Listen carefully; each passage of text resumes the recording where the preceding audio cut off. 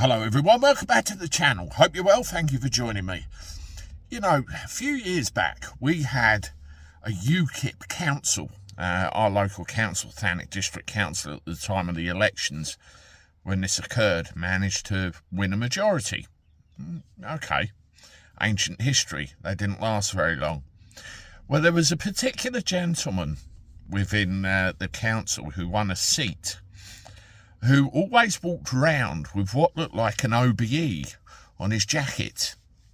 And he made claims to a very spectacular military career, having served in the parachute regiment and later on the SAS. And he was quite proud of the fact that he'd served his country. And whenever he signed off any letters or any official memorandum of any kind, there'd always be these letters at the end, OBE, DSC, and so on and so on and so on. Well, as time went by, people grew suspicious as to his military claims, even accusing him of being a Walter Mitty, which is somebody who claims that they were in the military and didn't actually serve. And because of the military history in my family, this kind of conduct makes me want to puke. Basically, I find it utterly disgusting. My own father served, both my grandfathers did, one of which served during World War II in some quite nasty stuff. And I even have a member of my family on the local war memorial from the First World War. So you can see there's quite the history going back. Well, this guy was eventually challenged, and of course, like any good waltz, he completely denied it. But one of the things that he was caught out with was, what's your army number? Oh, it's so long, I can't remember. Gotcha.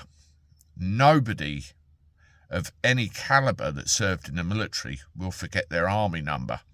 Case in point, I was sitting down with my dad one time. I said, what's your army number, Dad? And he rattled it off just like that. No problem at all. And by this point in time, he left the army nearly 50 years previously. So it just tells you, doesn't it? Well, this behaviour goes on. Being in the army or being of some military stature, they seem to think stands you in good stead when you want to get a seat on a local council.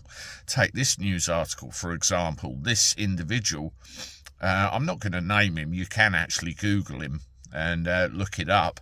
He's married to a current Labour politician, yet more scandal for Labour, claims that he served in the Royal Marines and even wears an Iraq War Veterans badge and a Royal Marines tie. Now, when some investigation was done, it turns out he was never a Royal Marine. He tried to be, but failed the training.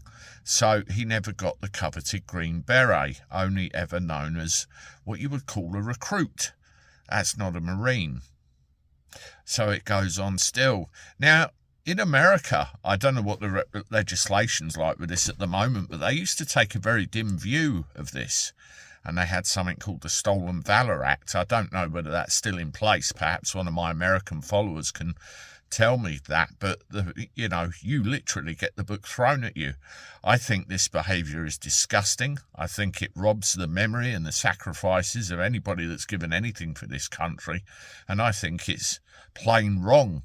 And if you're found to make claims of military service to aid you getting a job or a position of any kind, and it turns out it's false, you should be out. No two ways about it. Let me know what you think in the comments. As always, hit the like button, subscribe to the channel, share me on your socials, and I look forward to talking to you soon. Toodaloo.